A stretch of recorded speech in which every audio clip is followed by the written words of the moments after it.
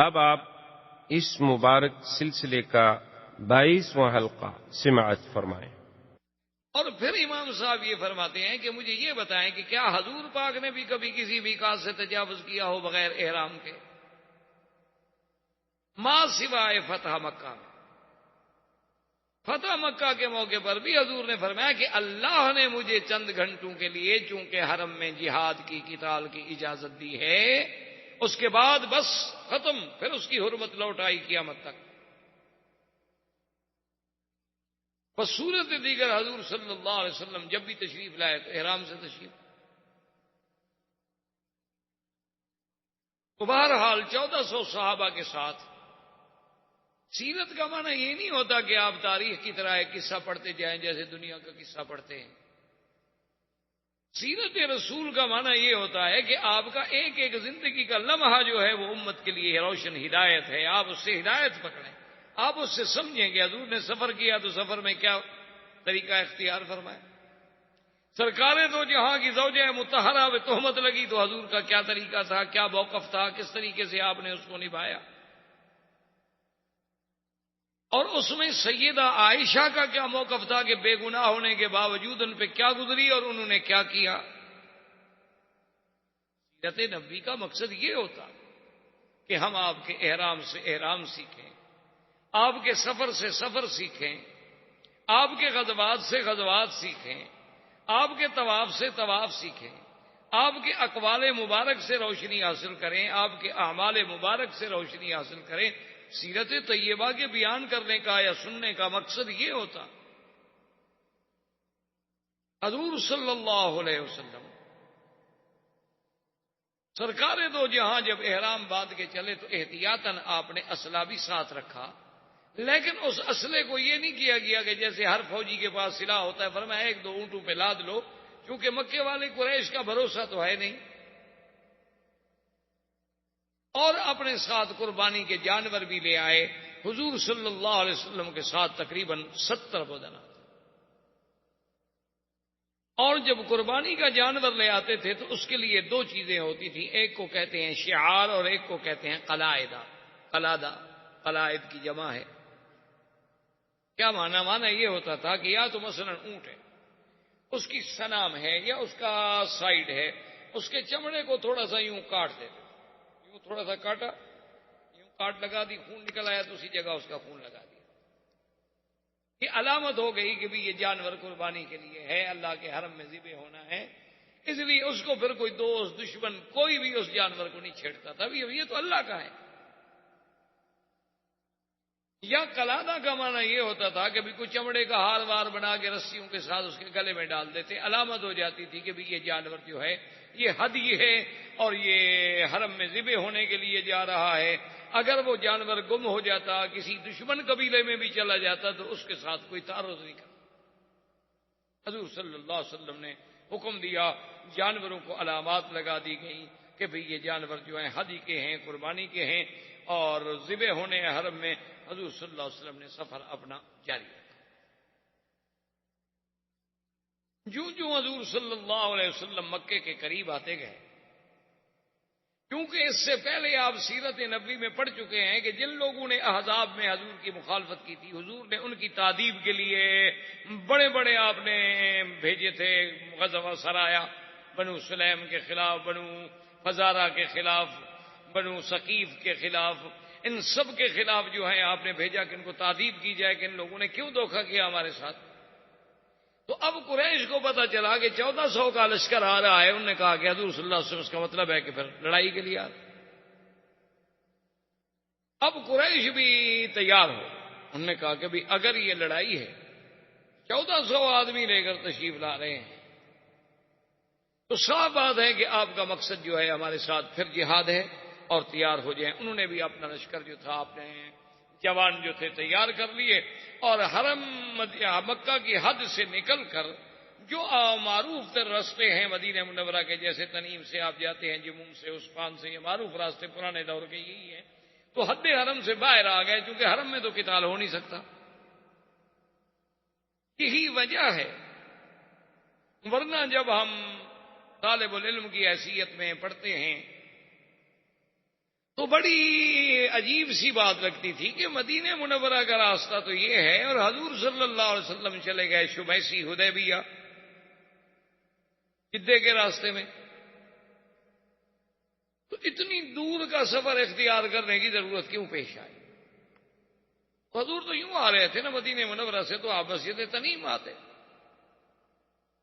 نیچے جانے کی کیا ضرورت؟ سفر لمبا ہو گیا۔ اس کی وجہ یہ تھی کہ چونکہ اس راستے پر تو قریش نے اپنی فوج کھڑی کر دی نا مقابلے کے لیے، حضور پاک نے اپنے صحابہ سے فرمایا کہ کوئی ایسا آدمی ہے جو ایسا راستہ جانتا ہو، کیونکہ ہم لڑنے کے لیے تو آئے نہیں، ہم تو عمرہ کرنا چاہتے ہیں، کہ قریش کو بھی پتہ نہ چلے اور ہم کسی طرح حرم میں داخل ہو جائیں۔ ایک صحابی نے کہا کہ حضور مجھے راستے کا علم ہے، راستہ تو مشکل ہے لیکن قریش کو پتہ نہیں لگے گا۔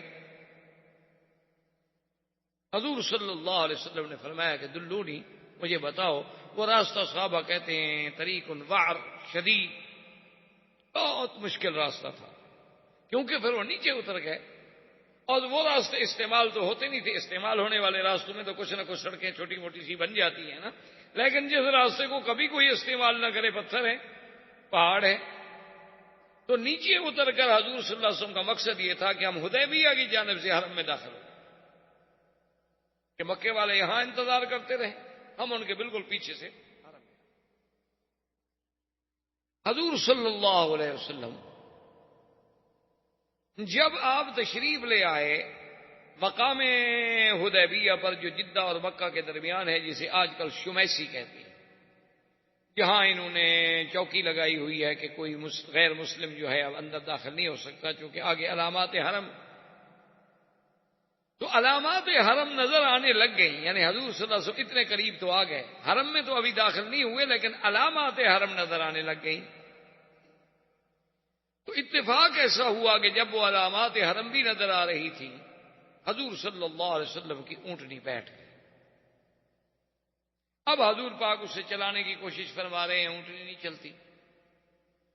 صحابہ جو ساتھ تھے حضور صلی اللہ علیہ وسلم کے، انہوں نے بھی اونٹنی کو تھوڑا سا مارا اور چلانے کی کوشش کی بھی، اب تو ہم حرم کے قریب آ گئے، اگر حرم میں ہم داخل ہو جاتے ہیں تو پھر تو کافر بھی ہمارے ساتھ نہیں لڑ سکتے نا، پھر تو نکلیں گے تو لڑیں گے۔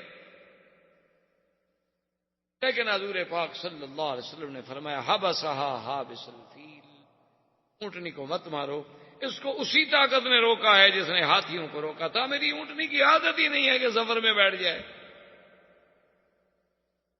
یہ معلوم ہوتا ہے کہ بس اللہ کو یہی منظور ہے، اللہ نے ہمیں روک دیا۔ حضور صلی اللہ علیہ وسلم نے قافلہ اتار دیا، لیکن حرم سے باہر گو سامنے علامات حرم نظر آ رہی ہیں، حدود حرم نظر آ رہی ہے، لیکن ہیں حرم کے باہر۔ مشرکین مکہ کو بھی پتہ چل گیا کہ ہم تو یہاں کھڑے کھڑے انتظار کر رہے ہیں اور حضور صلی اللہ علیہ وسلم تو حرم میں داخل ہو گئے۔ ان کے لیے تو بہت بڑی مشکل پیدا ہو گئی کہ اگر اللہ کے نبی حرم میں داخل ہو گئے تو اب حرم میں ہم قتال نہیں کر سکتے، حرم میں اگر ہم روکیں گے تو پوری دنیا میں خبر اڑ جائے گی کہ یہ مکے والے عجیب ہیں، کہ بھئی احرام باندھا ہوا ہے، اللہ کے نبی آئے ہیں، 1400 آدمی ساتھ ہے، ان کو عمرے سے روک دیا انہوں نے، یصدون عن المسجد الحرام، تو یہ ہمارے لیے ایک بہت بڑا مسئلہ ہو جائے گا۔ انہوں نے بھی پھر اپنے آدمی ادھر پلٹے، لیکن جب وہ قریب آئے تو انہیں پتہ چلا کہ حضور صلی اللہ علیہ وسلم آ تو گئے ہیں لیکن حدود حرم میں داخل نہیں۔ اب وہ ایک اور مشکل میں مبتلا ہو گئے، انہوں نے کہا یہ کیا مطلب، اگر حضور عمرے کے لیے آ رہے تھے تو حرم میں کیوں نہیں داخل ہوئے، پھر حرم میں کے باہر کیوں رک گئے، جب مقصد ہی عمرہ تھا اور اس راستے سے تو ہم تھے ہی نہیں، اگر حضور داخل ہوتے حضور تو کعبے میں پہنچ جاتے، ہمیں پتہ نہ لگتا، اور یہ راستہ تو کبھی کسی نے اختیار ہی نہیں کیا۔ جب حضور نے اتنی مشکل راستہ اختیار بھی فرمایا، پھر حرم میں داخل ہونے سے کیا بات مانے تھی کہ باقی تو 1 قلعہ 2 قلعے کا فاصلہ رہ گیا ہے، لیکن باہر آپ اترے ہیں اور حرم میں نہیں اترے، اس کا مطلب ہے کہ حضور عمرے کے لیے نہیں آئے، یہ ہمیں اندھیرے میں رکھا جا رہا ہے، حضور تو جنگ کے لیے۔ اب مشرکین کو اپنا ایک اور فکر لاحق ہو گیا، اب پوزیشن یہ ہو گئی کہ حضور صلی اللہ علیہ وسلم نے حدیبیہ پہ خیمے لگا لیے اور مشرکین مکہ نے حرم کے بالکل آخری حدود پہ قریب ہی آنے، شہر سے تو وہ بھی نکل آئے، وہاں انہوں نے اپنے خیمے لگا دیے، انہوں نے بھی اپنی فوج اتار دی، لیکن دونوں میں کچھ یعنی یوں سمجھ لیں کہ 2-4 فرلانگ 1 کلومیٹر کا فاصلہ ہے۔ اس کے بعد قریش نے کہا کہ بھی ہمیں یہ چاہیے کہ ہم مسئلے کو اچھی طرح سوچیں، تحقیق کریں، ہم اپنا کوئی بندہ بھیجیں جو جا کے تحقیق کرے کہ آخر اللہ کے نبی چاہتے کیا۔ تو سب سے پہلا آدمی جو بھیجا گیا اس کا نام ہے بدیل ابن ورقا۔ یہ اس وقت اسلام نہیں لے آئے، لیکن بعد میں اللہ نے ان کو بھی اسلام کی دولت سے نوازا۔ بدیل ابن ورقا آئے، آ کے کیمپ میں آ گئے، حضور صلی اللہ علیہ وسلم کی خدمت میں آئے، سلام کیا، آ کے ملے اور پوچھا بماذا قدمتم یا محمد صلی اللہ علیہ وسلم، وقال نريد العمرہ، ہم تو عمرے کے لیے آئے اور تمہارا کوئی مقصد۔ انہوں نے کہا حضور آپ عمرے کے لیے آئے ہیں، لیکن ہمیں پتہ چلا ہے کہ 1-2 اونٹوں پر آپ کے ساتھ مکمل ہتھیار بھی موجود ہیں۔ تو نے فرمایا بدیل انی اخاف الغدر من قریش، مجھے قریش پر اطمینان تو نہیں ہے، جو لوگ مکے سے نکل کر مدینے پہ چڑھائی کر سکتے ہیں، جو لوگ احد میں آگے جنگ لڑ سکتے ہیں، جو ابھی غزوہ احزاب میں اتنی فوجیں لے کر چڑھائی کر کے ہمارے خلاف آ گئے، ہم جب ان کے اپنے حدود میں آ رہے ہیں تو کسی وقت بھی وہ غدر کر سکتے ہیں۔ تو ایسا تو نہ ہو نا کہ بالکل آدمی خالی ہاتھ ہو کے دشمن پکڑ کے چھری سے ذبح کرتا رہے اس کو، چلو کم از کم پھر آدمی اپنا دفاع تو کرے گا۔ بدیل ابن ورقا واپس آ گئے، انہوں نے پوچھا کہ ہاں بھائی تمہاری کیا رائے ہے؟ اس نے کہا مجھے کوئی بات سمجھ نہیں ہے، ویسے تو فرماتے ہیں عمرے کے لیے آئے ہیں، لیکن کہتے ہیں ہتھیار بھی ہیں ہمارے ساتھ۔ اب اللہ کے نبی کوئی بات غلط تو کہہ نہیں سکتے، جو چیز ساتھ ہے ساتھ ہے۔ انہوں نے کہا اچھا نتأکدوا بطریقۃ اخری، ہم ایک اور آدمی کے ذریعے پتہ کرتے ہیں۔ تو انہوں نے حلیس بن علقمہ، یہ احابیش میں سے تھا۔ احابیش جو ہیں یوں سمجھ لیں یہ زنوج تھے، حبش کے لوگ تھے، بعد میں یہ عرب میں آ گئے تو پھر عربی دی زبان بھی عرب پوری ہو گئی اور لباس بھی عربی ہو گیا، اشعار بھی عربی ہو گئے، اٹھنا بیٹھنا بھی ہو گیا، لیکن یہ بڑا جنگجو قبیلے تھے، بڑے سخت قبیلے تھے حبش کے، ان کو احابیش کہا جاتا تھا۔ یہ حلیس بن علقمہ جو ہے یہ احابیش کا سردار تھا۔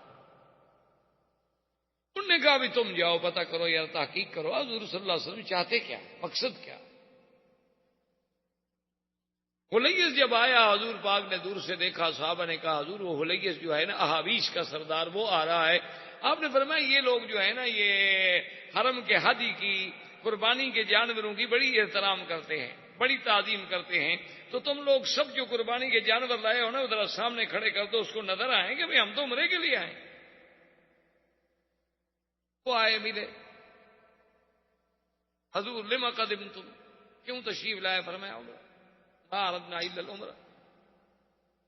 اور آپ نے فرمایا کہ تمہیں یہ سارے ہدی کے جانور اور یہ چیزیں نظر نہیں آ رہی؟ اس نے کہا ہاں جی میں دیکھ تو رہا۔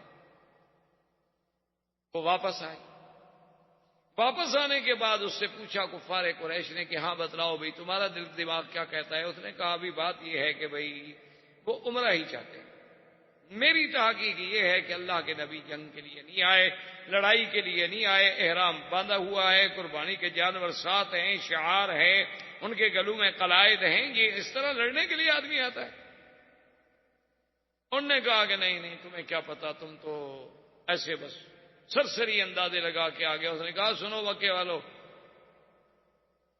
میری تحقیق میں اللہ کے نبی عمرے کے لیے آئے ہیں، واللہ لو منعتم لأنفرن علیکم الاحابیش، مجھے خدا کی قسم ہے اگر تم نے محمد مدنی کا راستہ روکا تو میرا قبیلہ جو ہے لڑے گا تمہارے ساتھ۔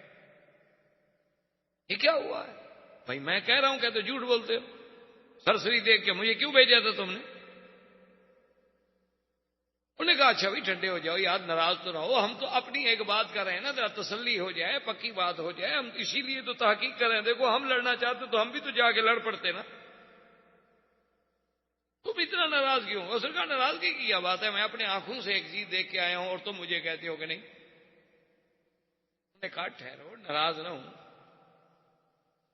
ہم کننا نتأکد مرۃ اخری، ہم چاہتے ہیں کہ ہم پھر بھی کوئی فیصلہ کریں، سوچ سمجھ کر پوری تحقیق ہو جائے کہ واقعی اللہ کے نبی کیا چاہتے۔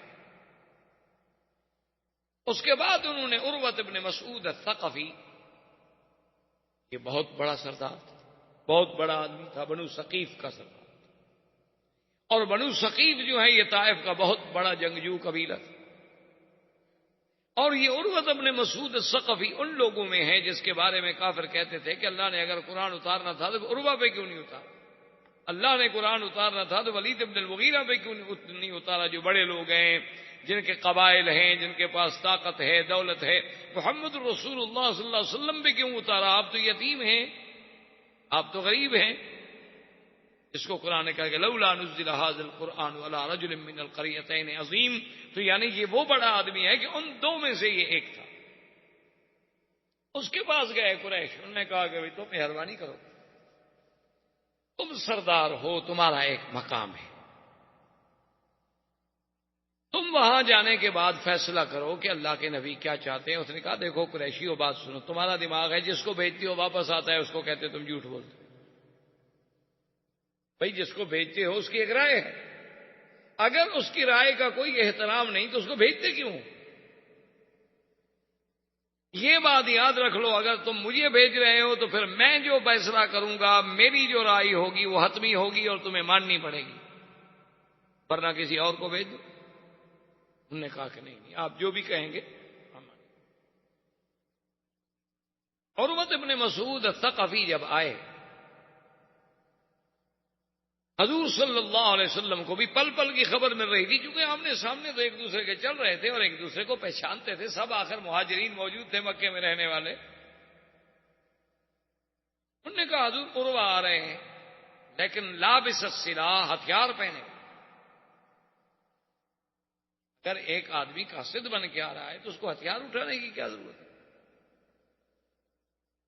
حضور نے فرمایا اچھا کوئی بات نہیں، لیکن احتیاط اسی میں ہے کہ ایک محافظ میرے لیے بھی کھڑا کر دو جو ہتھیاروں سے مسلح ہو۔ تو مغیرۃ بن شعبہ ثقفی، یہ بھی ثقفی، اور خدا کی شان دیکھیں یہ عروہ کے بھائی کے بیٹے تھے، یہ مسلمان تھے۔ اب وہ احرام میں ہیں بیچارے، لیکن پھر بھی اللہ کے رسول نے جب حکم دے دیا تو ہتھیار لگائے اور اپنے چہرے کو چھپا کے تلوار لے کر حضور کے پیچھے کھڑے۔ عروۃ ابن مسعود الثقفی چونکہ بڑا سردار تھا اور بڑا آدمی تھا، اس نے کہا کہ اب یہ تو ظاہر ہے کہ بھئی ان کے پاس جانور بھی موجود ہیں، ہتھیار بھی موجود ہیں، فیصلہ تو ہو نہیں سکتا، ہم ان کی بات تو مانتے نہیں۔ اب اس کا حل یہ ہے کہ میں ان کے ساتھ بیٹھ کے کوئی ایسی بات کرتا ہوں جو چڑھانے والی بات ہو، لڑانے والی بات۔ اگر تو ان کا خون کھولتا ہے، جوش میں آتے ہیں، تو پھر یہ لڑنے آئے، اور اگر میری اس غصے والی بات کے باوجود بھی وہ صبر کرتے ہیں، حوصلہ کرتے ہیں اور تحمل سے جواب دیتے ہیں، تو صاف بات ہے کہ وہ عبادت کے لیے آئے ہیں، لڑائی ان کا مقصد ہے۔ وہ آیا حضور سے ملا اور کہا کہ کیسے آئے؟ حضور نے فرمایا عمرے کے لیے۔ اس نے کہا حضور عمرے کے لیے جو آتا ہے تو پھر ہتھیار لے کے تو نہیں آتا۔ اور آپ کا کیا خیال ہے، آپ نے قریش کو کیا سمجھا ہے کہ آپ اس کے گھر میں آ رہے ہیں، ان کے وطن میں آ رہے ہیں، ان کے علاقے میں آ رہے ہیں، یہ جو 1400 آدمی آپ کے ساتھ ہیں یہ آپ کے کام آئیں گے؟ یہ تو بھاگ جائیں گے سر، ان میں تو ایک بھی نہیں رکے گا۔ جب یہ کہا تو حضرت ابو بکر جیسا ٹھنڈے آدمی کو بھی غصہ آ گیا، آپ نے گالیاں دی اس کو، فسبہ سبا شدیدا، حضرت ابو بکر جیسا آدمی جس نے کبھی کسی کو گالی نہیں دی، غصے میں آ گئے اور گالی کہا کہ ہم حضرت اللہ کے نبی کو چھوڑ جائیں گے؟ کیا کہہ رہے ہو مشرک؟ ٹھیک میرے اللہ نے کہا ہے کہ مشرک پلیت ہوتا ہے، تم پلیت ہو، ہمارے بارے میں گندے خیالات رکھتے ہو کہ ہم اللہ کے نبی کو چھوڑ دیں گے۔ اس نے کہا ابو بکر تمہارا مجھ پر ایک بہت بڑا احسان ہے، تمہیں شاید بھول گیا ہو لیکن تمہارا مجھ پر احسان ہے، اگر وہ احسان نہ ہوتا نا تو میں بھی تمہیں آج گالیوں کا بدلہ دیتا، مجھے بھی گالیوں کا جواب دینا آتا ہے، لیکن تمہارے اس احسان کو میں نہیں بھول سکتا، میں تمہیں گالی نہیں دے سکتا۔ حضور نے فرمایا ابو بکر کیا کر رہے ہیں؟ ایک بندہ ہمارے پاس ملنے کے لیے آیا ہے، اس نے کہا یا رسول اللہ اس نے یہ کیوں کہا کہ ہم نعوذ باللہ آپ کو چھوڑ دیں؟ اور اس کے بعد عروۃ بن مسعود نے یہ کیا، عرب میں ایک یہ بھی عادت تھی کہ کبھی تو احتراماً اور کبھی استہزاءً اگر کسی کو چڑھانا ہوتا تو اس کی داڑھی میں ہاتھ یوں پکڑتے، وہ بات کر، ہمارے ملکوں میں بھی رواج ہے، ادب کریں تو کہتے ہیں یار مہربانی کرو یار معاف کر دو، اور کسی کو اگر چھیڑنا ہو تو پکڑ لیں یار کیا ہے کیا تم، تو اس نے حضور کی داڑھی کی طرف ہاتھ بڑھایا تو مغیرہ جو دیکھ رہے تھے ضربہ بالسیف، مغیرہ نے تلوار کے الٹی طرف سے ہاتھ میں مارا، اسے کہا کہ ابعد یا عدو اللہ، اے اللہ کے دشمن پلید ہاتھ مت لگاؤ میرے مدنی کو، اگر تم نے دوبارہ ہاتھ بڑھایا واللہ خدا کی قسم ہے پھر یہ ہاتھ تمہارے ساتھ دوبارہ نہیں اٹھے گا، زمین پہ کٹا ہو۔ میں دیکھا من هذا الفظ الغلیظ، یہ کون ہے؟ سخت درشت غلیظ سخت گندی بات کہنے والا ہے کون؟ تمہیں نہیں پتا میں کون ہوں؟ کس کے ساتھ بات کر رہے ہو؟ حضور نے فرمایا عروہ اما عرفتہ، وہ پہچانا نہیں اس کو؟ حضور میں نہیں پہچانا، کون ہے یہ تو بڑا کوئی بد اخلاق آدمی ہے، میں تو ویسے ہی آپ کی داڑھی کو ہاتھ لگا رہا تھا، میرا کوئی توہین کا مقصد نہیں تھا، اس نے مجھے خام خواہ تلوار مار دی۔ حضور نے فرمایا ہوا ابن اخیک، یہ تمہارے بھائی کا بیٹا ہے، مغیرہ ہے۔ انہوں نے کہا او مغیرہ تم ہو؟ اس نے کہا، کہنے کا اچھا وہ میرا احسان بھول گئے، ابھی کل ہی تو میں نے تمہاری جان بچائی ہے، وہ بھی بھول گئے تم، اور آج اپنے چاچے کے ہاتھ میں تلوار مار رہے ہو، میرے احسانات کو بھی تم نے بھلا دیا ہے۔ اصل میں مغیرہ جو تھا یہ اسلام لانے سے پہلے یہ اپنے بنی مالک کے 12-13 آدمیوں کے ساتھ مصر گئے،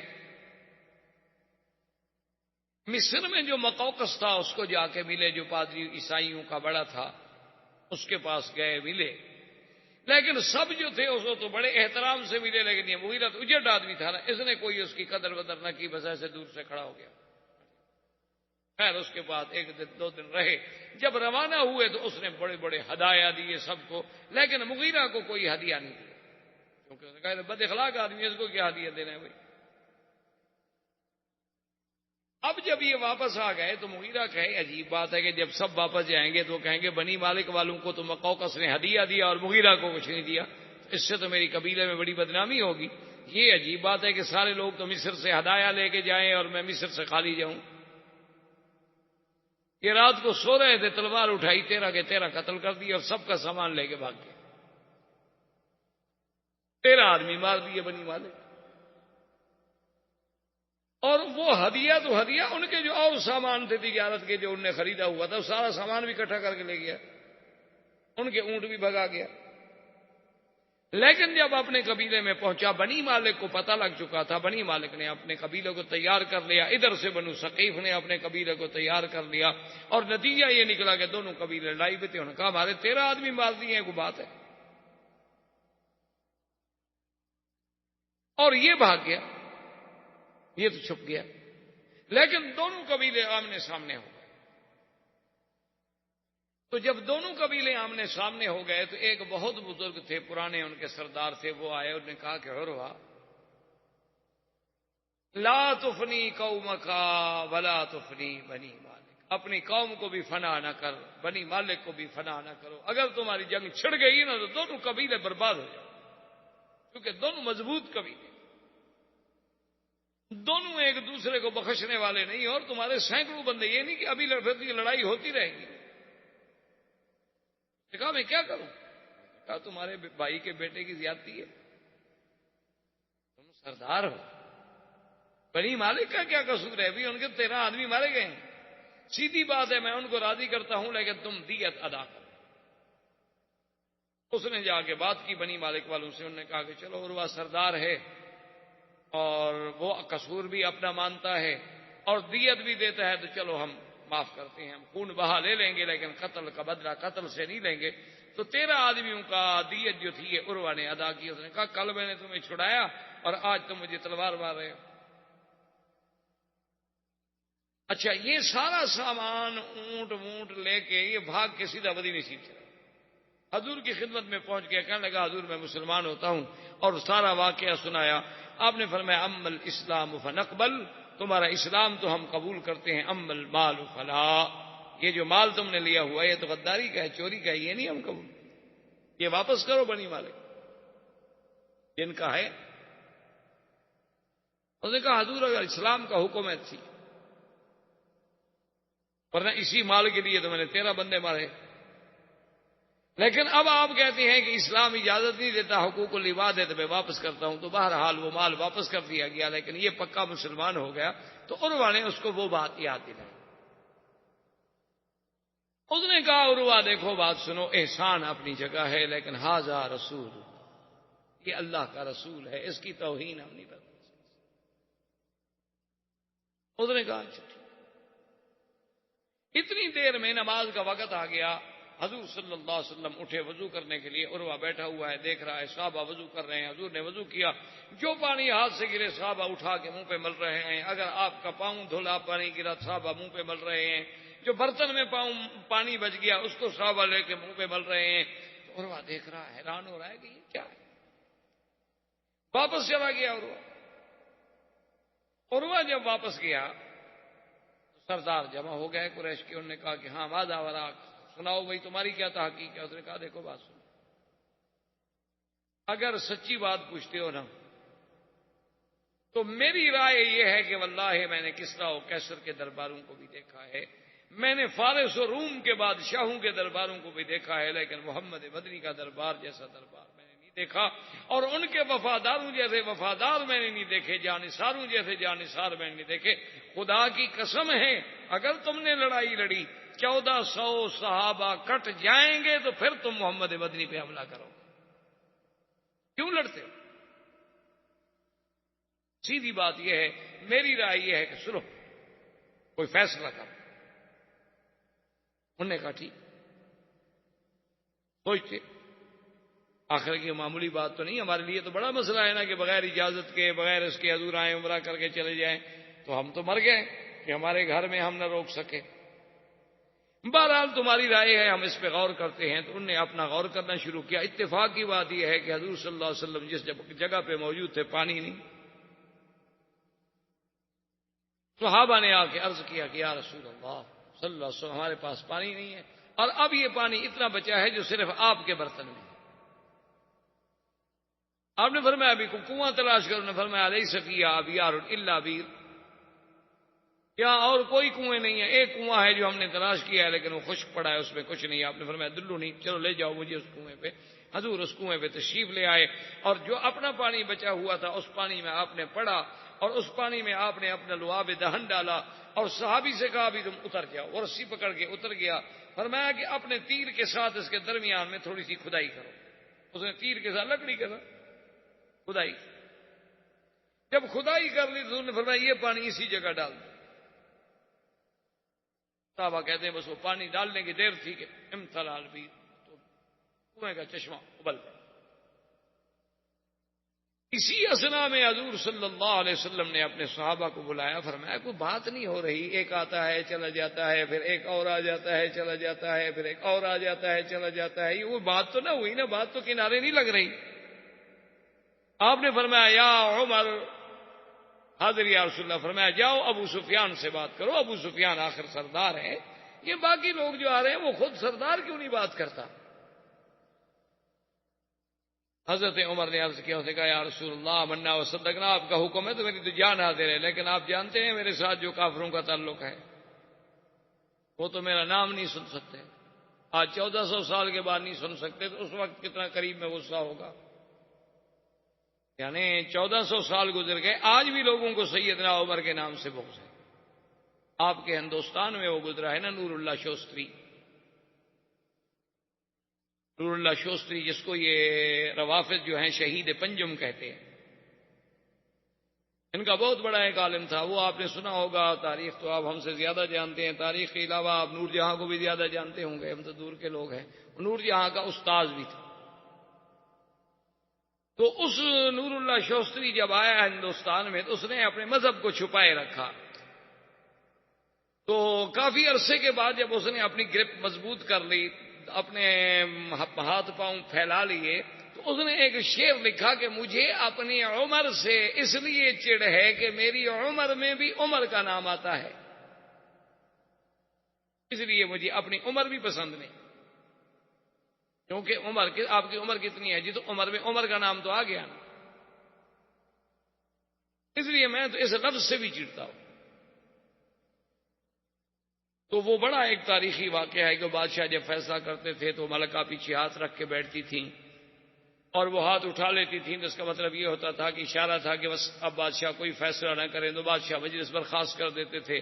بادشاہ کو پتہ چلا کہ اس نے سیدنا عمر کی توہین کی ہے، بادشاہ نے اسے دربار میں طلب کر لیا۔ جب بادشاہ نے دربار میں طلب کر دیا اور پوچھا کہ بھئی شوستری یہ شعر تم نے کہا ہے؟ اس نے کہا میں نے کہا ہے۔ اب اس کو پتا تھا کہ اب تو میرے ہاتھ مضبوط ہیں، اب اس ملک کے وزراء بیوروکریٹس میرے ساتھ ہیں، اب مجھے کون چھیڑ سکتا ہے؟ اب بادشاہ تھوڑا مجھے سزا دے سکتا ہے، اب تو میرے پیچھے بھی ایک قوت ہے، اور سب سے بڑی قوت جو ہے ملکہ ہے، وہ میری شاگرد ہے، اور اس کے حکم کے بغیر بادشاہ کو فیصلہ کر ہی نہیں سکتا۔ تو انہوں نے کہا ہاں جی میں نے شعر لکھا۔ بادشاہ نے کہا سوچ لو، میں تمہیں 10 منٹ دیتا ہوں، سوچ لو۔ انہوں نے کہا جی 10 منٹ سوچنا ہو یا 10 سال سوچنا ہو، میں نے شعر لکھا ہے اور میں عمر سے بغض رکھتا ہوں۔ اب ملکہ نے پیچھے سے ہاتھ اٹھا لیا، لیکن بادشاہ بیٹھا ہوا ہے، مجلس برخاست نہیں کر رہا۔ تو بادشاہ نے پھر کہا کہ سوچ لو۔ اس نے کہا جی میں نے سوچ لیا ہے۔ تو ملکہ نے پیچھے سے بادشاہ کے جبے کو پکڑ کے کھینچا کہ بھئی کوئی فیصلہ نہ کر بیٹھے بادشاہ جلدی میں، تاکہ تو بادشاہ نے غصے میں آ کے اپنی ملکہ کو ہاتھ مارا کہ جان من جان دادن ایمان نہ دادن، کہ تم ناراض ہو جاؤ گی زیادہ سے زیادہ میں مر جاؤں گا نا، میں جان دے سکتا ہوں ایمان نہیں دے سکتا، میں سزائے موت دے دو جو حضرت عمر کی توہین کرتا ہے۔ میں کہا کیا ہے؟ زیادہ سے زیادہ یہ ہو جائے گا نا کہ میں مر جاؤں گا تمہارے بغیر، تو میں جان دے سکتا ہوں ایمان نہیں دے سکتا۔ نبی کا صحابی ہو، خلیفہ راشد ہو، اور کوئی اسے گالی دے میرے ملک میں، یہ کیسے ہو سکتا؟ تو بہرحال کہنے کا مقصد یہ تھا کہ حضرت عمر رضی اللہ تعالیٰ نے عرض کیا، انہوں نے کہا یا رسول اللہ اگر آپ مجھے بھیجیں گے نا تو جو تھوڑی بہت امید ہے نسلوں کی یہ بھی گئی، مجھے تو دیکھ کے ان کو آگ لگ جائے گی حضور، ان کو پتہ نہیں میں نے بدر میں کیا کہا تھا، اڑاؤ گردنیں ان کی، وہ ابھی موجود نہیں ہے وہاں۔ حضور نے فرمایا عمر پھر رائے، تو اس نے کہا حضور ایک بندہ ہے اس سے بات بن سکتی ہے، حضرت عثمان کو بھیجے۔ حضرت عثمان سخی آدمی ہے اور رحم دل آدمی ہے، اس کا کوئی مکے میں گھر نہیں جس پہ احسان نہ ہو، اور پھر آج کل سردار ابو سفیان ہے، ابو سفیان بنی امیہ سے ہے اور حضرت عثمان بھی بنی امیہ سے ہیں، ان کی بات میں وزن ہو سکتا ہے اور وہ کسی کی بات نہیں سنیں گے۔ حضور صلی اللہ علیہ وسلم نے فرمایا ٹھیک ہے عثمان جاؤ، اس نے کہا حاضر۔ حضرت عثمان تیار ہو گئے جانے کے لیے۔ حضرت عثمان رضی اللہ تعالی عنہ جب تشریف لے گئے، ابو سفیان نے استقبال کیا، ملا، بٹھایا، اس نے کہا کہ دیکھو عثمان تمہارے ہم پر احسان ہے، پھر تم ہمارے قبیلے کے آدمی ہو، کون گھر ہے مکے کا جس پہ عثمان تیرا ہاتھ نہیں، لیکن تمہارے لیے تو کعبہ ہے کھلا ہوا، تم جب چاہو عمرہ کرو، لیکن اللہ کے نبی کو ہم نہیں کرتے، یہ ہمارے لیے موت ہے۔ اس نے کہا کہ پھر جب نبی کو نہیں کرنے دیتے ہو میں بھی نہیں کرتا، میں کیسے عمرہ کروں، میرا آقا وہاں بیٹھے رہے اور میں عمرہ کر لوں۔ اس نے کہا اچھا ایسا کرو تم ایک دن مکے میں ٹھہرو، ہم پھر مشورہ کرتے ہیں، میٹنگ کرتے ہیں، چونکہ ہمارے جوان بھی تو جوش میں آئے ہوئے ہیں نا کہ بھئی اللہ کے نبی آئیں عمرہ کر کے چلے جائیں اور ہم کچھ نہ کر سکیں، یا تو ہمیں پہلے اذن بھیجتے، اطلاع بھیجتے، ہم عمرے کے لیے آنا چاہتے ہیں، ہم کہہ دیتے آ جاؤ، ہمیں سوچ لیں۔ اور حضور کو یہ خبر دے دی گئی کہ قد قتل عثمان، حضرت عثمان شہید۔ حضور نے فرمایا بایعونی علی اللہ تفروا، صحابہ جلدی کرو میرے ہاتھ پہ بیعت کرو کہ اب کوئی میدان سے نہیں نکلے، اب میدان چھوڑ کے پیچھے نہیں جائیں گے، اب ہم عثمان کا بدلہ لیں گے، بس جو اللہ کو منظور ہے وہ۔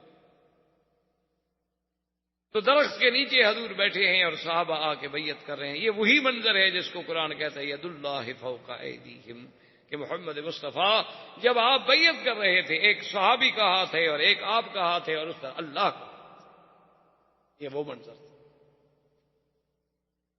اور حضور پاک نے آخر میں فرمایا، آپ نے فرمایا میرے صحابہ میرا دل کرتا ہے کہ عثمان زندہ ہے، اور یہ عجیب منظر ہے بیعت کا، یہ وفا کا تجدید عہد وفا کا دن ہے، میں نہیں چاہتا کہ میرا عثمان پیچھے رہ جائے، تو تم گواہ ہو جاؤ، ھذہ یدی وھذا ید عثمان، یہ میرا ہاتھ ہے اور یہ میرے عثمان کا ہاتھ ہے، انا ابایع عن عثمان، میں عثمان کی طرف سے بیعت کرتا ہوں وفا کی۔ سب صحابہ اللہ اکبر کہہ کے حیران رہ گئے اور کہنے لگے واللہ ایسر النبی خیر من ایماننا، خدا کی قسم حضور کا جو بایاں ہاتھ ہے نا وہ ہم سب کے دائیں سے بھی کروڑ درجے بہتر ہے، عثمان تیری بڑی شان ہے کہ اللہ کے نبی نے اپنے ہاتھ کو تیرا ہاتھ بنا دیا۔ اتنی دیر میں عثمان واپس آ گئے، انہوں نے کہا حضور مجھے انہوں نے قتل نہیں کیا، مجھے تو انہوں نے عمرے کی بھی اجازت دی، لیکن وہ آپ کو اجازت دینے پر تیار نہیں ہے، غور کر رہے ہیں، مجھے کچھ دیر کے لیے روک لیا تھا انہوں نے۔ اب کافروں کو بھی پتہ چلا کہ 1400 بندے نے بیعت کر لی ہے کہ مر جائیں گے لیکن پیچھے نہیں ہٹیں گے۔ ابو سفیان نے کہا دیکھو جنگ ٹھیک نہیں، آخر 1400 آدمی جو جم جائے میدان میں، چلو ہمارا 1400 نہ مار سکے 700 ہی مار دے،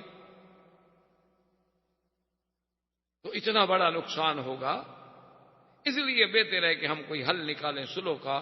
تو انہوں نے کہا کہ ٹھیک ہے تم سردار ہو، اس نے سہیل ابن عمرو کو بلایا اور حکم دیا کہ جاؤ اور حضور سے صلح۔ سہیل ابن عمرو جب آنے لگے تو حضور کو خبر ملی کہ سہیل ابن عمرو آ رہے ہیں، یہ بھی مسلمان کے بعد میں اللہ نے ان کو بھی اسلام نصیب کیا، تو حضور نے فرمایا سہل اللہ امرکم، سہیل آ رہا ہے نا، معلوم ہوتا ہے اللہ نے تمہارا کام کوئی آسان کر دیا ہے، سہل سے ہے نا۔ سہیل آ گئے، بیٹھے حضور کے ساتھ، انہوں نے کہا حضور ہم صلح کرنا چاہتے ہیں۔ حضور ٹھیک کیا صلح؟ انہوں نے کہا حضور سب سے پہلی شرط تو یہ ہے کہ اس سال آپ عمرہ نہیں کریں گے، واپس جائیں، اس کے بدلے میں اگلے سال آپ کو 3 دن کے لیے اجازت ہوگی کہ آپ پورے صحابہ کے ساتھ بھی چاہیں تو تشریف لے آئیں، عمرہ کریں، ہتھیار نہیں ہوں گے علت سے، صرف ہر آدمی اپنے پاس ایک تلوار رکھ لے گا، چونکہ تلوار تو ایک ان کا یعنی زیور تھا نا، عرب میں تلوار کے بغیر آدمی تو سمجھا جاتا تھا کہ آدمی نامکمل ہے۔ انہوں نے کہا تلوار ہوگی لیکن وہ بھی غماد میں یعنی اپنے اپنے کیسوں میں ڈالی ہوئی ہوگی، کھلی نہیں۔ ٹھیک ہے، دوسری شرط کیا ہے؟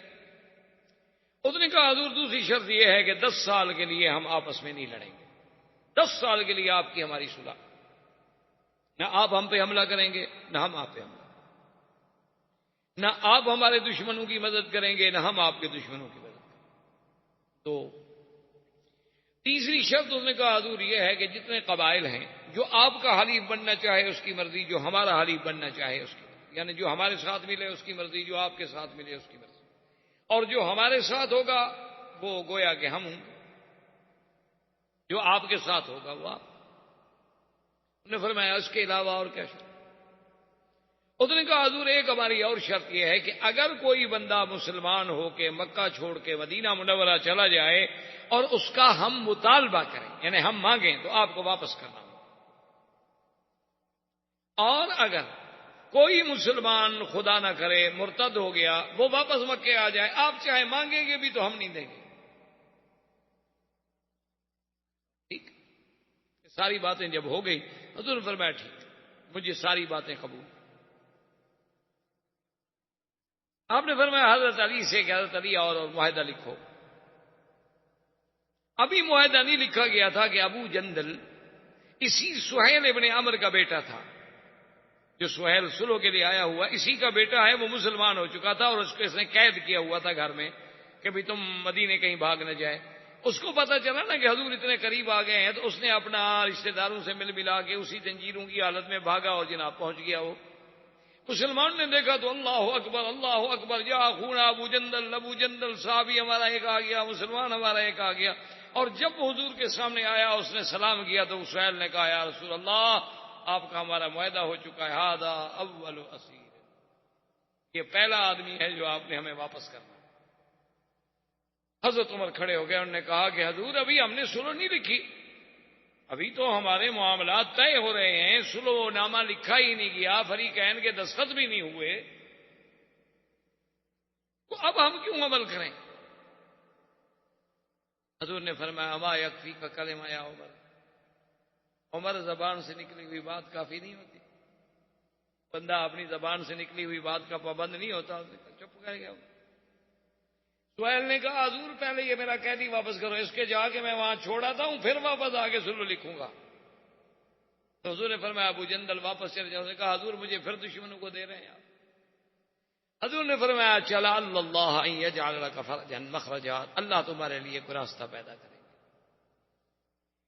اور اسی زنجیروں کی حالت میں سہیل نے کہا کہ ابو جندل سے کہ چلو، ابو جندل کو لے کے چلے۔ حضرت عمر جناب آہستہ آہستہ ابو جندل کے قریب گیا، اس نے کہا ابو جندل ان المشرکین نجس ودمہم دم کلاب، یہ مشرکین پلیت ہوتے ہیں، ان کا تو خون کتے کا خون ہوتا ہے، یہ تلوار میں تمہیں دیتا ہوں، مارو اس کو اڑا دو۔ تم تو معاہدے میں شریک نہیں ہو نا، تم تو پابند نہیں، تم تو قیدی ہو ان کے پاس۔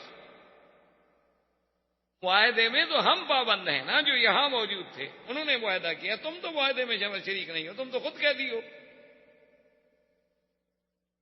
تم کون سے معاہدے کے پابند ہو؟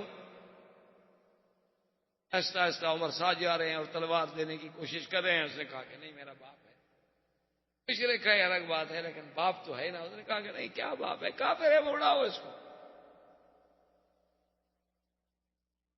لیکن ابو جندل نے ہمت نہ کی، حن علی ابیہ، اپنے شفقت باپ کی محبت جو تھی وہ غالب، وہ لے کے چلا گیا۔ اس نے جا کے ابو سہیل کو وہیں چھوڑا، ابو جندل کو وہیں چھوڑا، واپس آ گیا۔ حضور صلی اللہ علیہ وسلم نے فرمایا علی لکھو۔ حضرت نے لکھا بسم اللہ الرحمن الرحیم۔ اس نے کہا لا یا رسول اللہ ما نعرف الرحمن الرحیم، ہم تو نہیں جانتے رحمان الرحیم کیا ہے، یہ نہ لکھیں، آپ لکھیں باسمک اللہم۔ حضور نے کہا لکھو۔ حضرت نے لکھ، چلو بھائی، رحمان بھی اسی کا نام، اللہ اسی کا۔ اور حضرت علی نے لکھا بن محمد الرسول اللہ۔ یہ معاہدہ کس کی طرف سے ہو رہا ہے؟ حضور کی طرف سے اور سہیل ابن عمرو کی طرف سے۔ سہیل نے کہا لا یا رسول، اس نے کہا حضور یہ نہیں ہے، ہم تو معاہدہ کرنے آئے ہیں آپ کے ساتھ، رسول اللہ کے ساتھ نہیں۔ اگر ہم نے آپ کو رسول اللہ مان لیا اور اس معاہدے پہ دستخط کر دیے تو جھگڑا کس بات کا ہے پھر آپ کے ساتھ ہمارا؟ یعنی میرے خیال میں آپ کا بارٹ لا بھی اتنی اچھی کراس ایگزامینیشن نہیں کر سکتا، اتنے سمجھدار تھے وہ قریش اس دور میں۔ انہوں نے کہا جی جب معاہدے کے اوپر لکھا ہو بن محمد رسول اللہ اور نیچے ہم دستخط کرتے تو ہم نے تو آپ کو رسول اللہ مان لیا، ہم تو نہیں مانتے، آپ لکھیں من محمد ابن عبداللہ، ہم تو محمد ابن عبداللہ سے معاہدہ کر رہے ہیں۔ حضور نے کہا علی کاٹ دو اور لکھو بن محمد۔ اس نے کہا حضور لا، میں نہیں کاٹ سکتا، آپ کا نام لکھ کے کاٹ دوں، رسول اللہ کا لفظ لکھ کے کاٹ دوں؟ حضور نے فرمایا ام ہو یا علی، قال واللہ لا ام ہو یا رسول اللہ، خدا کی قسم ہے میں نہیں کاٹ سکتا۔ حضور نے فرمایا ادھر لاؤ، لے آؤ کاغذ، دیا حضور نے اپنے ہاتھ سے لکھا، لکھو محمد بن عبداللہ، میں محمد بن عبداللہ نہیں ہوں۔ جب معاہدہ لکھ لیا گیا، معاہدہ طے ہو گیا، حضور صلی اللہ علیہ وسلم نے ارادہ ختم فرما دیا، حکم دیا بھی حلال ہو جاؤ، جانور ذبح کر دو، سر مڈالو۔ صحابہ چپ کر کے بیٹھے ہوئے ہیں۔ حضور غصے میں آئے، بی بی ام سلمہ کے خیمے میں تشریف لائے اپنی بیوی کے، کہا کہ کیا بات ہے، میں حکم دیتا ہوں کہ اٹھو، سر مڈاؤ، جانور ذبح کرو، اور صحابہ چپ کر کے بیٹھے ہوئے ہیں۔ میں نے دوبارہ اس لیے حکم نہیں دیا کہیں میری نافرمانی کریں اور اللہ کا غضب نہ آ جائے۔ بی بی ام سلمہ نے کہا حضور یہ ہو سکتا ہے کہ آپ کے جان نثار آپ کی تعمیل نہ کرے، وہ انتظار میں بیٹھے ہیں کہ پتہ نہیں کوئی وحی آ جائے کہ بھی چلو عمرہ کرو، آپ سب سے پہلے اپنا جانور ذبح کریں، اپنے سر پہ اسرا پھروائیں، دیکھیں صحابہ کیا کرتے ہیں۔ حضور پاک نے اپنے سر پہ اسرا پھروایا، اپنے جانور کو ذبح کیا، صحابہ دوڑ پڑے، انہوں نے کہا جی بات ختم، بات ختم، اب تو امید ختم ہوگی، جب حضور نے احرام کھول دیا تو اب ہم کون؟ سب نے احرام کھول دیا اور چل پڑے. اسی راستے میں یہ آیت نازل ہوئی انا فتحنا لک فتحا مبینا. یہ آیت مبارک نازل ہوئی. حضور نے حضرت عمر کو بلایا، فرمایا ایک ایسی آیت اتری ہے کہ آسمان و زمین کے خزانے مجھے مل جائیں خوشی نہ ہوگی. تو نے کہا حضور اچھا مکہ بھی فتح ہوگا کہ نہیں؟ حضور نے کہا نہیں، مکہ بھی فتح ہوگا. کہ صلح حدیبیہ کو فتح قرار دیا گیا. وجہ کیا تھی کہ کل تو قریش کہتے تھے نا ساحر ہے، جادوگر ہے، نعوذ باللہ پرانی باتیں کہنے والا ہے. آج انہوں نے فریق مان کے بیٹھے صلح کرنے کے لیے. اس سے بڑی فتح ہے کہ دشمن آپ کی قوت کو تسلیم کر لے. اللہ کے نبی نے فرمایا انا فتحنا لک فتحا مبینا. زندگی باقی انشاءاللہ تو بات باقی. وما علینا الا البلاغ. برادران اسلام، واجب الاحترام بزرگوں، دوستوں، عزیز نوجوانوں، سرکار دو جہاں حبیب کبریا سیدنا محمد مصطفیٰ صلی اللہ علیہ وسلم کی سیرت طیبہ کے بارے میں جو سلسلہ درس اللہ کی رحمت سے شروع ہے، تو سرکار دو جہاں صلی اللہ علیہ وسلم کی ولادت طیبہ سے لے کر تقریباً حدیبیہ کے مسئلے تک ہم سابقہ دروس میں پہنچے کہ سرکار دو جہاں صلی اللہ علیہ وسلم عمرے کے لیے تشریف لے آئے، لیکن کافروں نے آپ کو روک دیا. اس کے بعد مختلف واقعات اور حوادثات پیش آتے رہے، لیکن بات یہاں تک پہنچی کہ کفار مکہ کی طرف سے سہیل ابن عمرو حضور صلی اللہ علیہ وسلم کے ساتھ شرائط صلح طے کرنے کے لیے آ گئے. شرائط صلح جو طے کی گئیں ان میں سب سے پہلی شرط تو یہ تھی کہ اس دفعہ حضور صلی اللہ علیہ وسلم ماں اپنے صحابہ کے واپس مدینہ شریف تشریف لے جائیں گے اور عمرہ نہیں کریں گے، مکہ میں داخل نہیں. لیکن اس کے بدلے میں اگلے سال قریش مکہ جو ہیں وہ حضور صلی اللہ علیہ وسلم کو 3 دن کے لیے اجازت دیں گے کہ وہ 3 دن تشریف لائیں، مکے میں عمرہ کریں اور عمرے کے فارغ ہونے کے بعد واپس مدینہ منورہ تشریف لے جائیں. لیکن ان کے ساتھ سلاح ہتھیار نہیں ہوں گے الا السیف، صرف تلوار. اور اس کے بعد جو دوسری شرط تھی وہ یہ تھی کہ اگر مکے سے کوئی مسلمان ہجرت کر کے موقع پا کر مدینہ منورہ بھاگ جاتا ہے اور قریش مکہ اس بندے کو واپس لینا چاہتے ہیں، نہ چاہتے ہوں تو چھوڑ دیں، اگر وہ چاہتے ہیں اور وہ مطالبہ کریں گے تو حضور صلی اللہ علیہ وسلم اس کو واپس کریں. اور اس کے بالعکس اگر کوئی مسلمان خدا نہ کرے مرتد ہو کر اسلام سے نکل کر مدینہ منورہ چھوڑ کر بھاگ جائے اور مکے میں آ جائے قریش کے پاس تو قریش واپس نہیں کریں گے.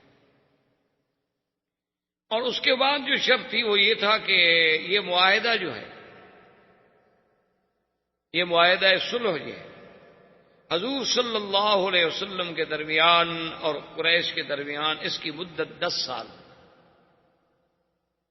10 سال میں دونوں فریق امن سے رہیں گے، ایک دوسرے کے خلاف لڑائی نہیں ہوگی، چڑھائی نہیں ہوگی، جنگ نہیں ہوگی، کسی قسم کا آپس میں انتشار نہیں ہوگا. اور اسی طرح اس معاہدہ صلح میں ایک شرط یہ تھی کہ اب ہماری اور قریش کی جب صلح ہو جائے اس کے بعد جو باقی قبائل ہیں مکے کے، مدینہ منورہ کے، مکہ کے ارد گرد رہنے والے، مدینہ منورہ کے ارد گرد رہنے والے، مکہ اور مدینہ منورہ کے درمیان میں رہنے والے، تو ان قبیلے جو ہیں وہ آزاد ہیں. ان کی مرضی ہے، وہ چاہے تو قریش کے حلیف بن جائیں اور چاہے تو محمد مصطفیٰ صلی اللہ علیہ وسلم کے حلیف بن جائیں، سب کو آزادی. اور جو حلیف کسی کا بنے گا اس پر اگر کوئی چڑھائی کرے گا تو وہ حلیف اپنا تحفظ کے لیے وہ اس کا آپ کو ساتھ دینا ہوگا.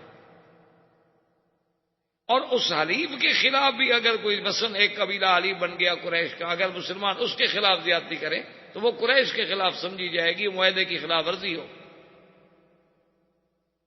ساری شرطیں حضور صلی اللہ علیہ وسلم نے قبول فرما لی اور صحابہ حیران ہیں کہ بھی ایسی شرطیں قبول کی جا رہی ہیں، اس میں تو ہماری بہت بڑی کمزوری ہے۔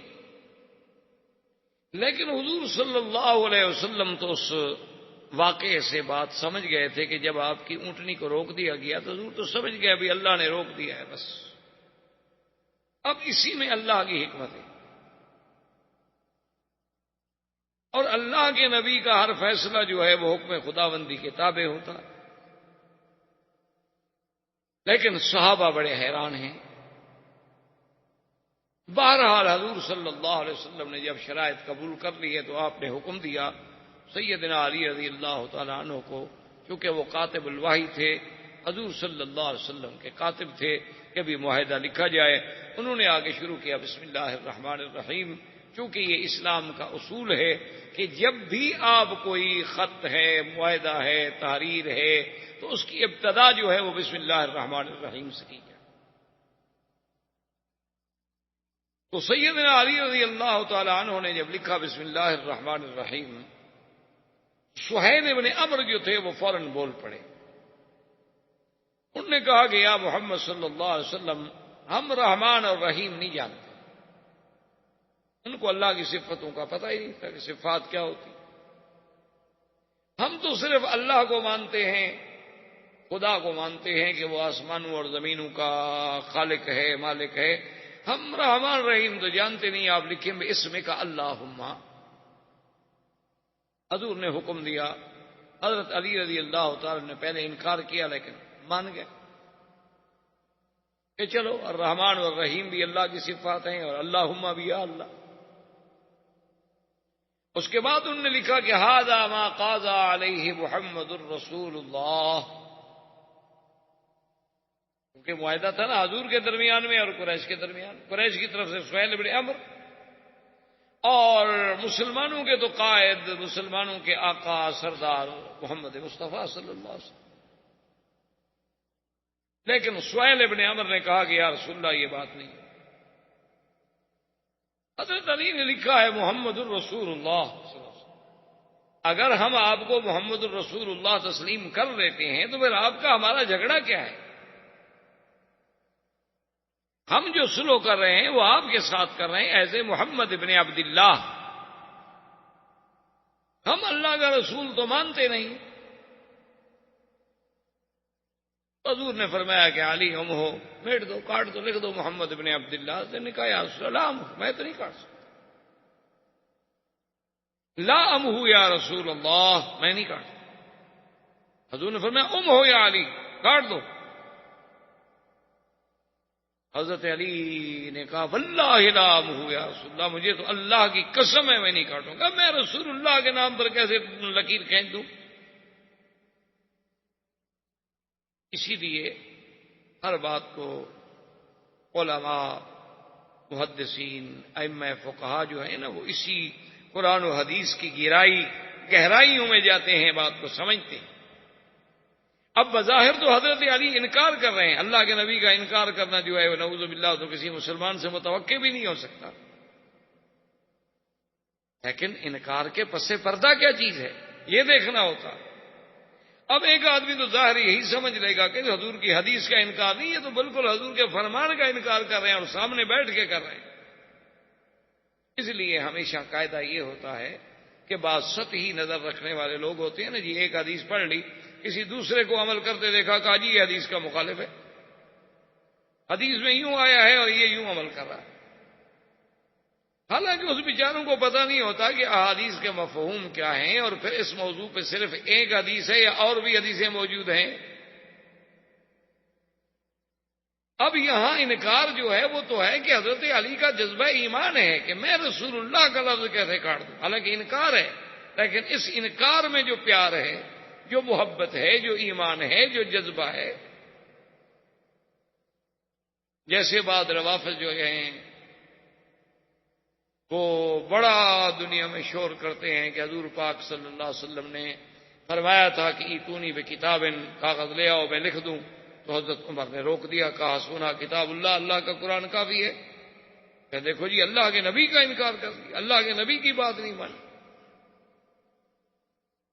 تو حالانکہ یہ بات سمجھنے والی ہوتی ہے، حضرت عمر کا مقصد جو تھا، مفہوم یہ تھا کہ آپ کی تکلیف کا وقت ہے یا رسول اللہ، مرض الوفات ہے، جب اللہ کا قرآن جیسی جامع کتاب ہمارے پاس موجود ہے، آپ کو کیوں تکلیف فرماتے ہیں؟ یعنی کیا کوئی چیز ایسی اگر دین کی ہے، دین تو مکمل ہو چکا ہے،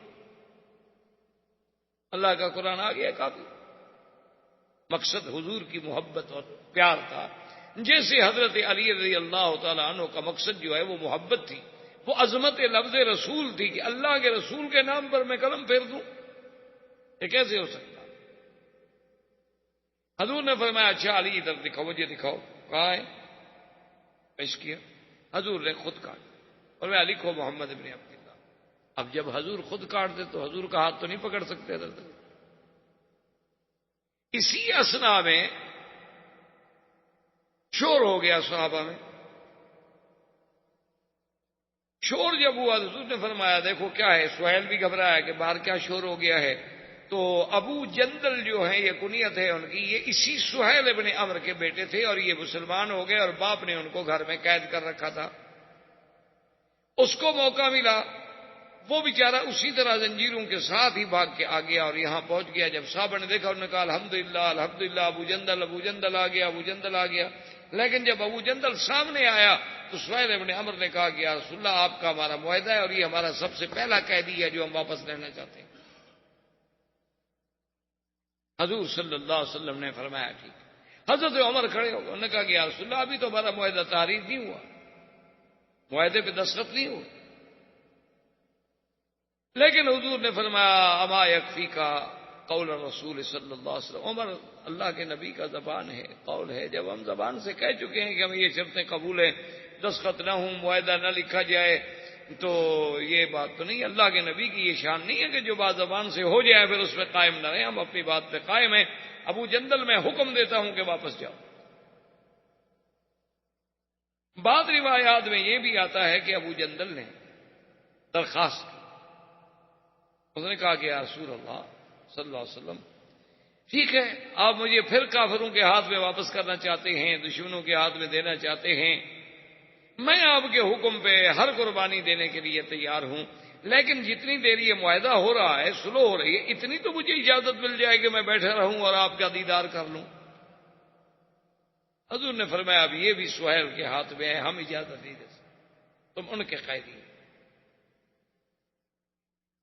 سہیل نے کہا یا رسول اللہ میں یہ اجازت دینے کے لیے بھی تیار نہیں ہوں، بلکہ میں تو معاہدہ بھی بعد میں آگے لکھوں گا، پہلے میں جا کے اس کو قریش کے سپرد کرتا ہوں۔ حالانکہ بیٹا ہے لیکن کفر و اسلام ہے، مذہب کی جنگ ہے، اور ہر آدمی جو ہے وہ غلطی پر بھی ہو اپنے مذہب کا دیوانہ ہوتا۔ اس نے جا کے سہیل کو واپس کیا، پھر آئے، معاہدہ لکھا گیا، دستخط ہو گئے۔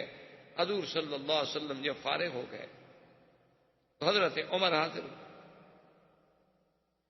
انہوں نے کہا یا رسول اللہ آپ نے تو فرمایا تھا، آپ نے فرمایا کہ میں نے خواب دیکھا ہے، ہم مکہ میں جائیں گے، ہم عمرہ کریں گے، ہم طواف کریں گے، ہم بال کٹائیں گے یا بال کتروائیں گے، امن ہوگا، خوف نہیں ہوگا۔ حضور یہ کیا ہے؟ اور ہم ایسی شرطیں قبول کر رہے ہیں، لماذا نقبل هذه الدنیۃ فی دیننا، یا رسول اللہ ہم دین میں اتنے کمزور ہو جائیں کہ ان کا بندہ آئے تو ہم واپس کر دیں اور ہمارا بندہ آئے تو ہم واپس نہ کریں، وہ واپس نہ کریں، یہ کیا بات؟ حضور نے فرمایا عمر پہلی بات کا جواب تو یہ ہے کہ میں نے یہ تو کہا کہ اپنے خواب دیکھا ہے مکے میں جائیں گے، کیا میں نے یہ بھی آپ سے اور صحابہ سے کہا تھا کہ خواب میں یہ بھی حکم ہے کہ اسی سال داخل ہوں گے؟ انہوں نے کہا حضور یہ تو نہیں، آپ نے کہا تھا کہ داخل لتدخلن المسجد الحرام، لیکن سنا نہیں تھا کہ اس سال جائیں گے۔ اور باقی رہی شرائط کی بات، تو ہم نے جو بھی شرائط قبول کی ہیں حضرت عمر، تمہیں یہ پتہ نہیں کہ انا رسول اللہ، میں اللہ کا رسول ہوں اور اللہ کے حکم کے بغیر تو میں کوئی بات قبول نہیں کر سکتا، اور مجھے یقین ہے کہ ہمارا اللہ ہماری مدد کرے گا۔ حضرت عمر چپ ہو کے چلے گئے، اور اسی وقت دو قبیلے بنی خزاعہ جو تھے وہ حلیف بن گئے محمد الرسول اللہ صلی اللہ علیہ وسلم، اور بنو بکر جو تھے وہ حلیف بن گئے قریش۔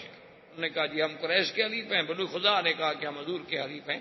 یہ چونکہ اس لیے ان دونوں قبیلوں کو ذہن میں رکھنا ضروری ہے کہ دراصل یہی تو سبب بنے تھے اس صلح کو ختم ہونے کا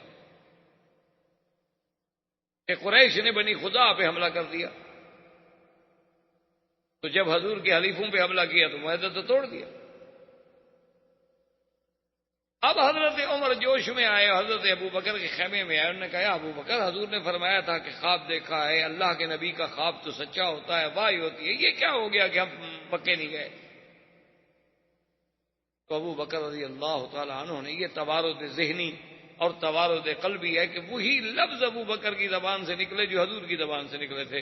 انہوں نے کہا عمر, حضور نے یہ بھی فرمایا تھا کہ اسی سال جائیں؟ انہوں نے کہا ہاں یہ تو نہیں تھی. انہوں نے کہا پھر ابو بکر دیکھو ہم ایسی شرطیں قبول کریں, اتنا دب کے ہم صلح کریں کفار قریش سے, آخر کیوں؟ اس کا جواب پتہ ہے ابو بکر نے کیا دیا؟ کہا کہ ھذا رسول اللہ فاتبع. عمر اپنا عقل نہ لڑاؤ, وہ صلح کرنے والا عام بندہ نہیں, وہ تو اللہ کا رسول ہے. وہ کوئی عام لیڈر ہے, کوئی سیاسی قائد ہے, کوئی دینی جماعت کا ایک رہبر ہے, وہ تو رسول اللہ ہے. اور اتباع کرو جو اللہ کے رسول کا حکم ہے, اسی میں اللہ کی حکمت ہے. اب حضرت عمر بھی چپ ہو. حضور صلی اللہ علیہ وسلم نے حکم دیا کہ جن لوگوں کے ساتھ قربانی کے جانور ہیں وہ جا کے ذبح کر دیں, سروں پہ اس طرح پھروائیں اور احرام سے نکلیں. کیونکہ احرام سے نکلنے کا مطلب یہ نہیں ہوتا کہ آپ چادریں اتار دیں. چادریں اتارنے سے آدمی احرام سے نہیں نکل جاتا. مثلا آپ عمرہ کر لیں, آپ کپڑے احرام کی 2 چادریں اتار کے شلوار قمیض پہنیں تو آپ تو یہ سمجھیں گے کہ میں احرام سے نکل گیا. آپ احرام سے نہیں نکلے, آپ اسی طرح احرام میں جب تک کہ آپ سر نہیں مڑائیں گے یا بال نہیں کریں. احرام سے نکلنا جو ہے وہ حلق یا قصر کے ساتھ ہوگا. حضور نے جب حکم دیا تو صحابہ چپ کر کے بیٹھے رہے, کوئی صحابی نہیں اٹھا. تو حضور صلی اللہ علیہ وسلم بی بی ام سلمہ جو آپ کی بیوی تھی, امہات المومنین تھی, ان کے خیمے میں آئے اور حضور بڑے جوش جلال میں کہ ام سلمہ ما بالو ہؤلاء, ان کو کیا ہو گیا کہ میرا حکم نہیں مانتے, اور اگر میں نے دوبارہ حکم پر اصرار کیا اور انہوں نے انکار کیا تو ہو سکتا ہے کہ اللہ کا عذاب آ جائے. تو بی بی نے عرض کیا کہ یا رسول اللہ اب ناراض نہ ہوں, صحابہ بیچارے اس انتظار میں بیٹھے ہیں پروانے کہ شاید اللہ وحی نازل کر دیں کہ بھی جاؤ مکے میں داخل ہو جاؤ, اب مدد کریں گے. اللہ اگر بدر میں فرشتے اتار سکتے ہیں تو حدیبیہ میں نہیں اتار سکتے. وہ اس انتظار میں بیٹھے ہیں. آپ اپنے جانور ذبح کریں, اپنا سر مبارک پہ حلق کروائیں, آپ اپنا احرام کھولیں, پھر دیکھیں کہ صحابہ اتباع کرتے ہیں کہ نہیں کرتے. تو دراصل سیرت کے پہلو سمجھنے کا مقصد یہی ہوتا ہے کہ اسلام نے اور حضور کی سیرت نے یہ سبق دیا کہ آدمی مشورہ عورت سے بھی لے سکتا ہے. یہ نہیں کہ عورت کا مشورہ قبول نہ کیا جائے, یا عورت کی رائے کوئی رائے نہیں ہوتی, یا عورت کی شہادت کوئی شہادت ہی نہیں ہوتی, جیسے کہ مستشرقین اور اعدائے اسلام اور اعدائے دین پر پروپیگنڈا کرتے ہیں. حالانکہ دیکھیے اللہ کے نبی ہیں, صاحب الوحی ہیں, اور بیوی سے مشورہ کر رہے ہیں. اور پھر بیوی نے جو مشورہ دیا اس کو حضور نے قبول فرمایا, اور حضور صلی اللہ علیہ وسلم نے جا کر اپنے بدن جو تھے, قربانی کے جانور جو تھے ذبح کرائے, اور اپنے سر پہ اسرا پھروایا اور احرام کھولا. بس اتنی دیر لگی کہ سب صحابہ نے جا کے ذبح کر دیے اور احرام کھول دیے. بی بی سلمہ نے کہا حضور اب دیکھ لیا, کسی نے کوئی دیر کی ہے؟ وہ تو بھائی کے انتظار میں بیٹھے. حضور صلی اللہ علیہ وسلم نے واپسی کا حکم دیا. جب حضور مدینہ منورہ کے لیے روانہ ہوئے, چونکہ اونٹنیوں کا سفر تھا, اونٹوں پہ سفر ہو رہا تھا, حضرت عمر کہتے ہیں رضی اللہ تعالیٰ عنہ, ایک روایت میں آتا ہے کہ میں حضور کے قریب آیا اور میں نے بات کرنے کی خواہش کی اور میں نے سلام کیا, لیکن حضور نے میرے سلام کا جواب نہیں دیا. یعنی اونٹنی پہ بیٹھے بیٹھے حضرت عمر بھی اپنی اونٹنی حضور کے قریب لے آئے. میں رک گیا. تھوڑی دیر کے بعد میں نے پھر قریب کی اونٹنی, میں نے سلام کیا, لیکن حضور پاک نے کوئی جواب نہیں دیا. میں نے تیسری دفعہ پھر اپنی اونٹنی حضور صلی اللہ علیہ وسلم کے قریب کی اور پھر سلام کیا اور حضور پاک نے کوئی جواب نہیں دیا. تو حضرت عمر کہتے ہیں کہ میں روتا ہوا پریشان ہو کر میں اپنے آپ کو کہہ رہا ہوں کہ ثقلت امک یا عمر، کاش عمر تیری ماں نے تیرا بوجھ ہی نہ اٹھایا ہوتا، تو پیدا ہی نہ ہوتا تو اچھا تھا کہ آج اللہ کا نبی تم سے ناراض ہو گیا. حضور کہتے ہیں میں ڈر گیا کہ کہیں میری اس بات کی وجہ سے حضور ناراض نہ ہو گیا. تھوڑی دیر گزری، حضرت عمر کہتے ہیں کہ ایک صحابی نے مجھے آواز دی اور اس نے کہا کہ حضور آپ کو بلا رہے ہیں. میں نے پھر اپنی اونٹنی کو دوڑایا، پھر حضور کے قریب آیا تو حضور نے فرمایا کہ عمر انزل علی آیا، کہ آج اللہ نے قرآن کی ایسی آیت مجھ پہ نازل کی ہے کہ اگر آسمان و زمین کے تمام خزانوں کی کنجیاں اللہ مجھے دے دیتے اور مجھے مالک بنا دیتے، اس پہ مجھے اتنی خوشی نہ ہوتی جتنی اس آیت پر مجھے خوشی. حضرت عمر نے کہا ایو آیت یا رسول اللہ، کون سی آیت؟ تو نے فرمایا بسم اللہ الرحمن الرحیم انا فتحنا لک فتحا مبینا لیغفر لک اللہ ما تقدم من ذنبک وما تأخر. اللہ نے خبر دی کہ محمد مصطفیٰ صلی اللہ علیہ وسلم ہم نے آپ کو فتح مبین عطا فرمایا. حضرت عمر کہتے ہیں رسول اللہ یہ فتح کی خوشخبری جو ملی ہے ہمیں، کیا فتح مکہ تھا؟ مکہ بھی فتح ہوگا؟ حضور نے فرمایا ہاں عمر مکہ بھی فتح ہوگا. اب صحابہ کا کمال دیکھیں اور محدثین کا کمال دیکھیں کہ حضور اونٹنی پہ تھے تو جب حضور قرآن پڑھ رہے تھے نا تو آواز میں جو لہر پیدا ہوتی تھی کہ انا فتحنا لک فتحا مبین، اسی طرح آخر تک راوی نقل کرتے آئے کہ اس آواز کی انداز یہ تھا جب حضور نے پڑھا تھا، تاکہ وہ کیفیت بھی موجود رہے. اب علماء کرام فرماتے ہیں کہ اس فتح سے مراد بعض نے کہا فتح مکہ ہے، بعض نے کہا فتح خیبر ہے، بعض نے کہا فتح حنین ہے،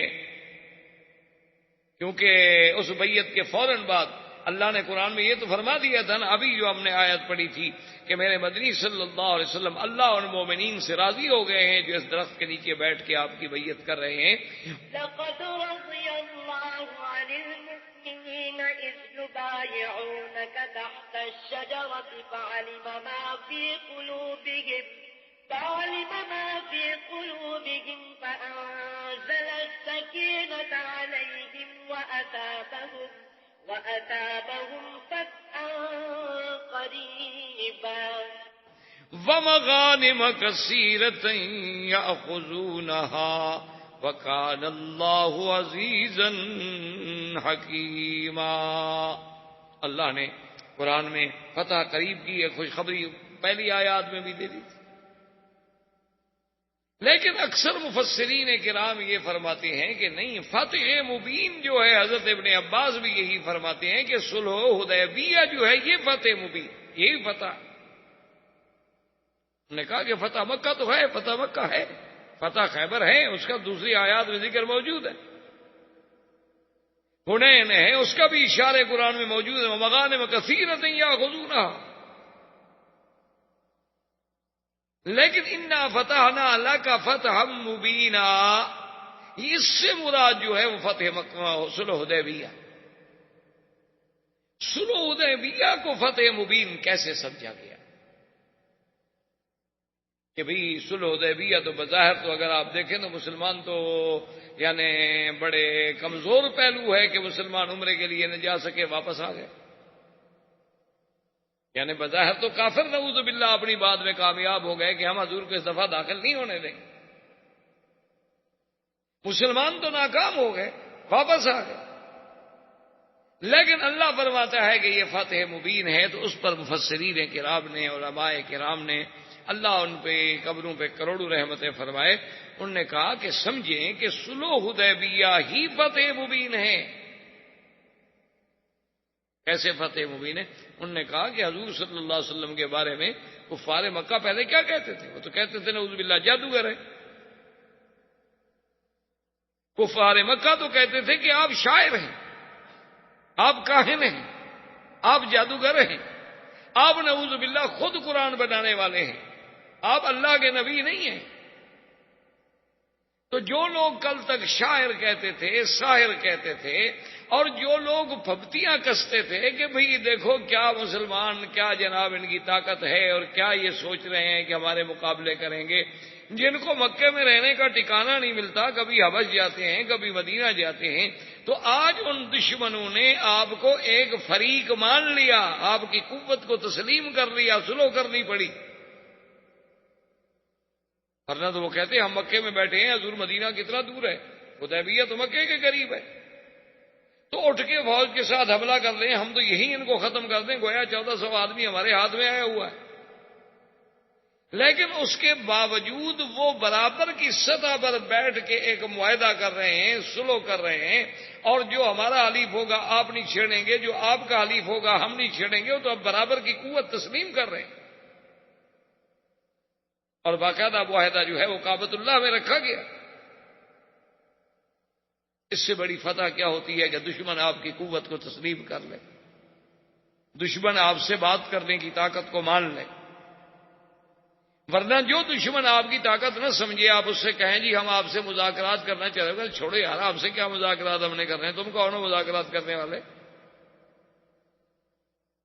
تو مذاکرات تو اسی سے کیے جاتے ہیں نا جن کی قوت و طاقت کو تسلیم کیا جاتا ہے کہ چلو جی ٹھیک ہے پھر بیٹھ جائیں بات کرتے ہیں۔ ورنہ جو طاقت کے گھمنڈ میں ہوتا ہے وہ کہتا ہے جی ہم کیا بات کریں، کس چیز کی بات کریں۔